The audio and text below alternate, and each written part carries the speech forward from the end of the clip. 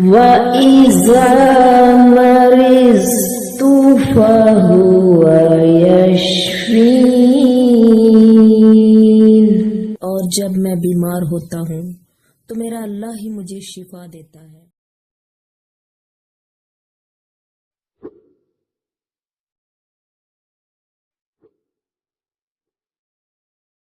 Bismillahirrahmanirrahim. Assalamu alaikum my YouTube viewers. Warmly welcome to my YouTube channel. उम्मीद करती हूँ दोस्तों कि आप सब खैर आफियत से होंगे और खुशहाल होंगे। अपने रब से मैं आप सभी अज़ीज़ दोस्तों के लिए दुआ करती हूँ कि मेरा रब आप सबको हमेशा सेहत वाली तंदुरुस्ती वाली ज़िंदगी से नवाजे और हमेशा आप सबको खुशहाल रखे। दोस्तों, आज की इस वीडियो में हम डिस्कस करेंगे होम्योपैथिक की मेडिसिन को, जिसका नाम है एलियम सीपा।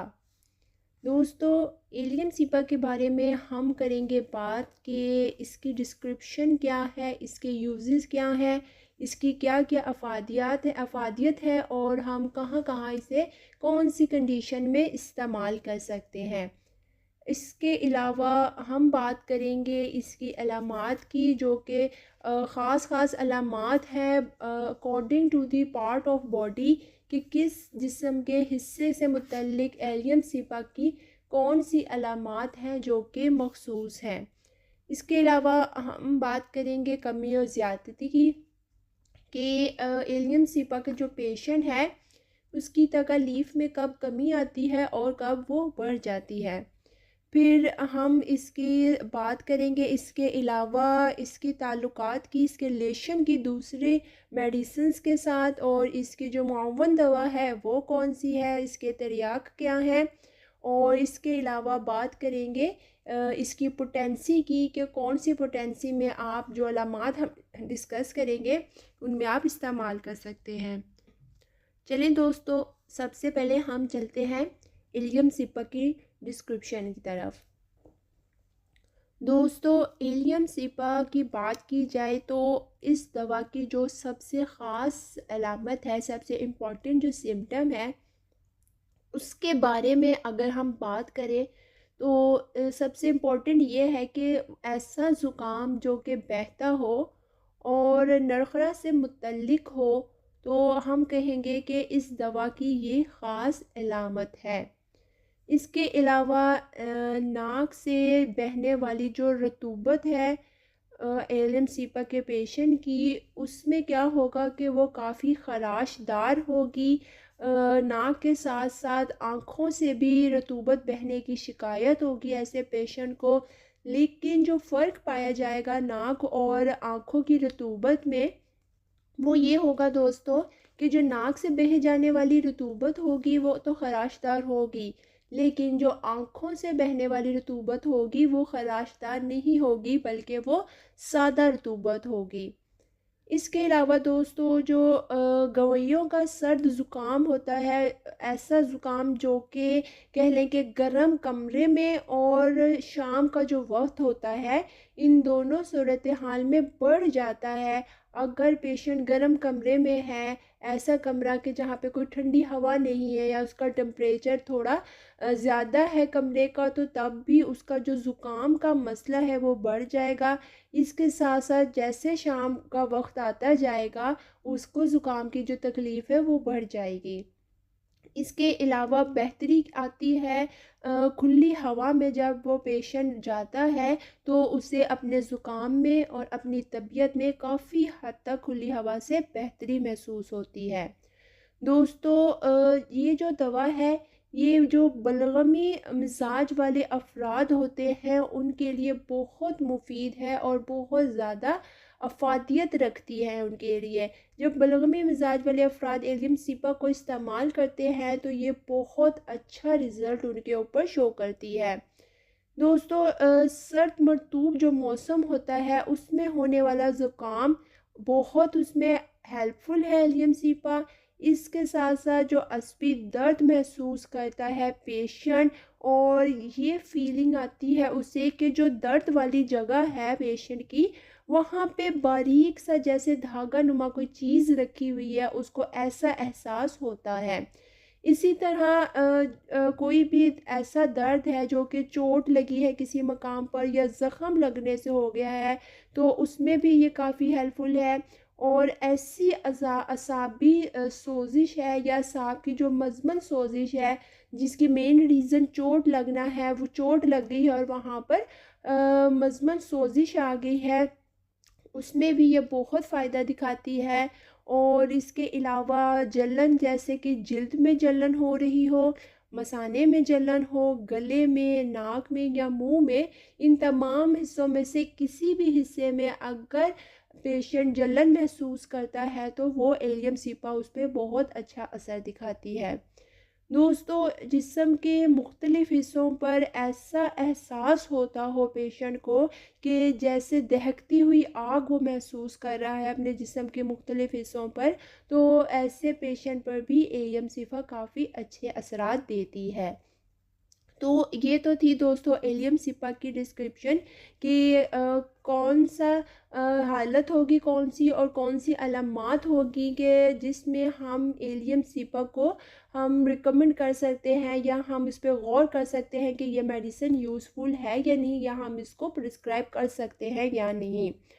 अब हम बात कर लेते हैं जो पार्ट्स ऑफ बॉडी हैं उनके अकॉर्डिंग कि किस पार्ट की कौन सी सिम्टम होगी, कि जैसे डिस्क्रिप्शन में हमने जो जो हालतें देख ली, अगर ये कोई तकलीफ़ पेशेंट को शो हो रही है तो जब हमने उसके जो दीगर जिस्म के हिस्से हैं उनकी अलामात लेनी है, तो हमने कौन कौन सी अलामात हैं जो एलियम सिपा के लिए हमने मुआयना करते हुए पेशेंट की वो अलामत लेनी है। बात करें दोस्तों, सबसे पहले हम हेड सर के मुतालिक जो अलामात हैं एलियम सिपा की, हम उनकी तरफ चलते हैं।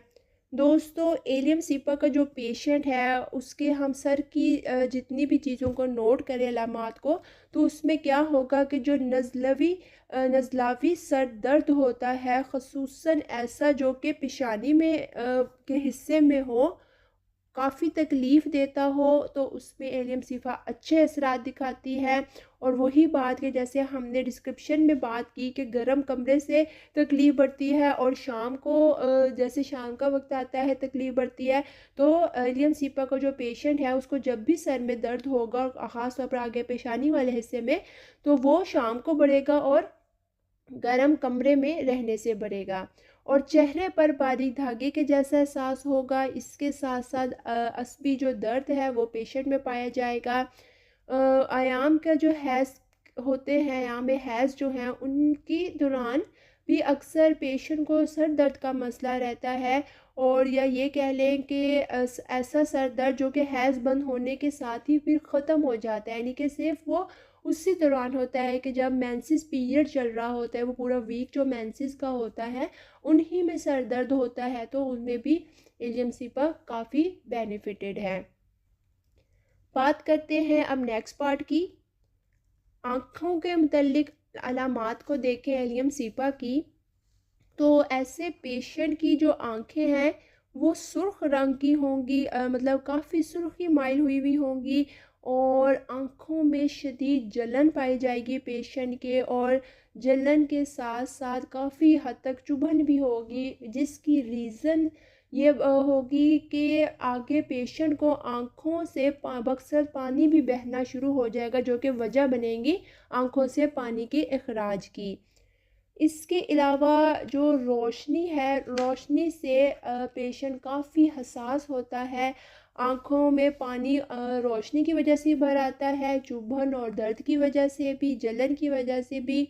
और पेशेंट को आँखें अपनी ऐसे महसूस होती हैं कि जैसे आँखें फैली हुई हैं। पानी अक्सर कसीर मिकदार में बहता है और उसको सुकून से तभी आता है जब पेशेंट खुली हवा में जाता है, तो उसकी आँखों की वो जो जलन है या चुभन है उसमें कमी आती है, और उससे क्या होता है कि आँखों से जो पानी कसीर मिकदार में बह रहा होता है उसके अंदर कमी आना शुरू हो जाती है।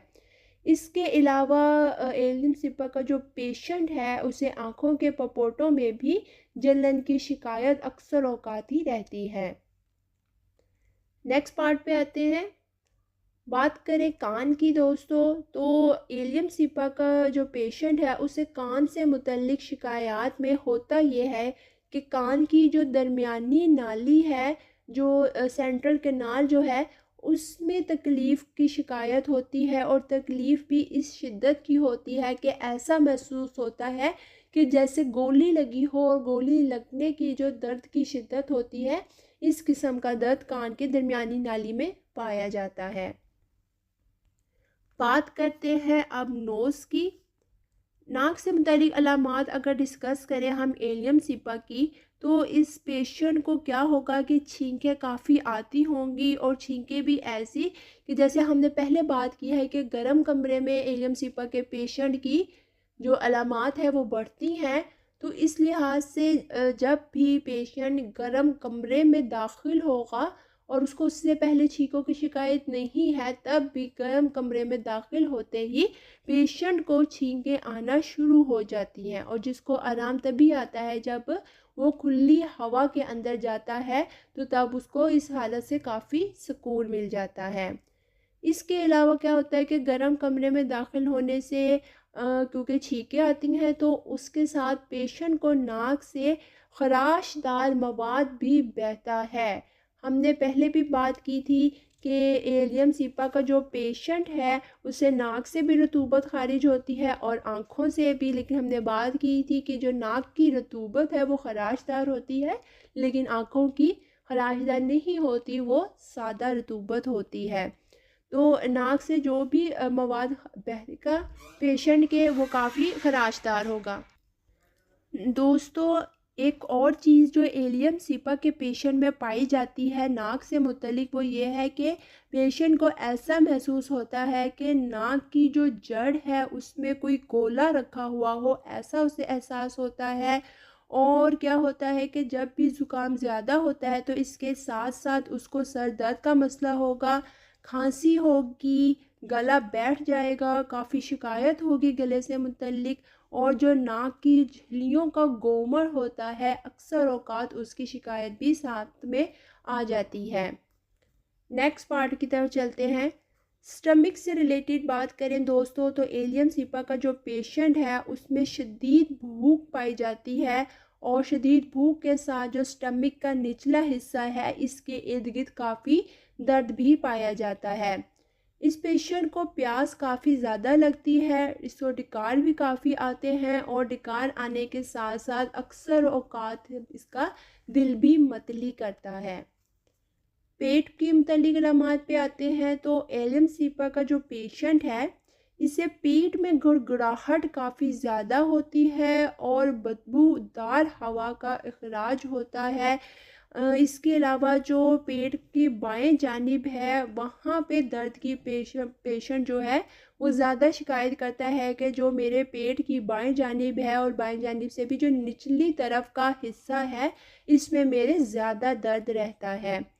इसके अलावा पेशेंट जब शिकायत करता है कि जब वो बैठता है तो बैठते वक्त या चले फिरे तो थोड़ी सी भी हरकत करते वक्त उससे दर्द कॉलिंज का भी मसला होता है। बात करते हैं अब रेक्टम से मुतल्लिक, तो एलियम सिपा का जो पेशेंट है इसे इस हाल का मसला काफ़ी रहता है, और जैसे पहले बात की कि हवा का इखराज होता है लेकिन काफ़ी बदबूदार इखराज होता है, और इसे रेक्टम पे काफ़ी चुभन होती है, और चुभन के साथ साथ अक्सर ही इसे चुभनदार दर्द भी पाया जाता है। रेक्टम के मकाम पर ख़ारिश भी काफ़ी ज़्यादा होती है, और जगह ऐसी हो जाती है जैसे फट गई हो, और ऐसा महसूस होता है कि यहाँ पर जैसे दहकती हुई आग लगी हुई हो, इस किस्म का एहसास भी पाया जाता है। यूरिन की बात करते हैं। यूरिन से मुतल्लिक एलियम सिपा की अलामात ये हैं दोस्तों कि मसाने और जो पेशाब की नाली है, इन दोनों हिस्से में काफ़ी पेशेंट कमज़ोरी महसूस करता है, बहुत वीकनेस उसे आती है, और यूरिन जो है वो मिक़दार में काफ़ी ज़्यादा बढ़ जाता है, काफ़ी मिक़दार में से यूरिन आता है, और यूरिन के साथ साथ यानी कि जब मिक़दार बढ़ जाती है तो उसके साथ इसे ज़ुकाम भी पाया जाता है। यूरिन के कलर की बात करें तो सुर्खी कलर का होगा, और नाली पे यूरिन वाली इसे काफ़ी दबाव पाया जाएगा, और साथ जलन भी पाई जा सकती है। बात करते हैं रिस्पायरेटरी ट्रैक की, तो तनफ़ुस से मुतल्लिक जो अलामात हैं ऐसे पेशेंट की क्योंकि आवाज़ बैठ जाती है तो उसको सांस की तंगी भी पाई जाती है। सांस के साथ ऐसा महसूस होता है कि वो अंदर सर्द हवा भी उसके जा रही है और उस सर्द हवा के जाने की वजह से उसे खांसी लगती है और खांसी भी ऐसी जो कि काफ़ी पुरतकलीफ़ होती है। दोस्तों, एलन सिपा का जो पेशेंट है उसे जो नरखरा में सरसराहट महसूस होती है और ऐसा महसूस होता है जैसे नरखरे में एक कट या चीर जो है वो लग रहा हो, इस किस्म का एहसास होता है।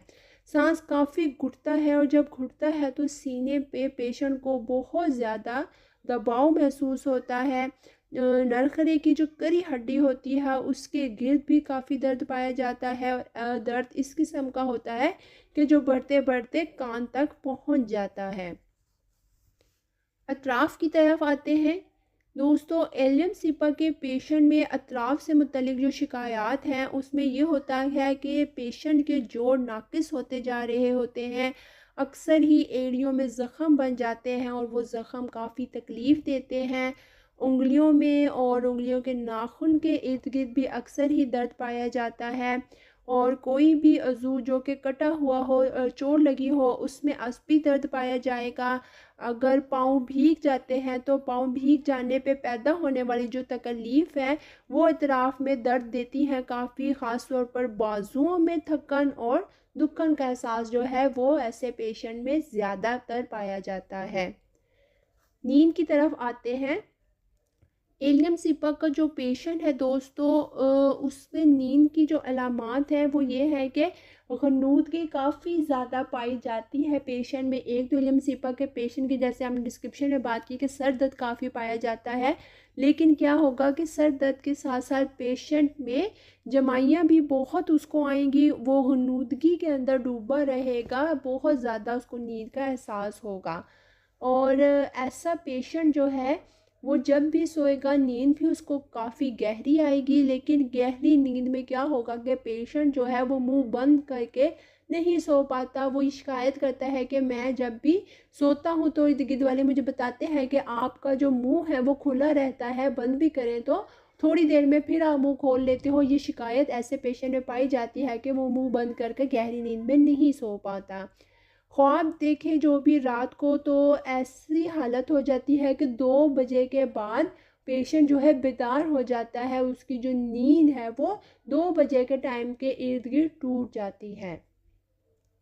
अब चलते हैं दोस्तों हम कमी और ज़्यादती की तरफ। अब तक हमने जो डिस्कस करी वो थी जिस्म के हर हिस्से से रिलेटेड जो है वो एलियम सिपा की कौन सी अलामात है, यानी कि कौन कौन सा जिस्म का हमारा हिस्सा है कि जो कि अलामात शो करता है एलियम सिपा मेडिसिन की तरफ।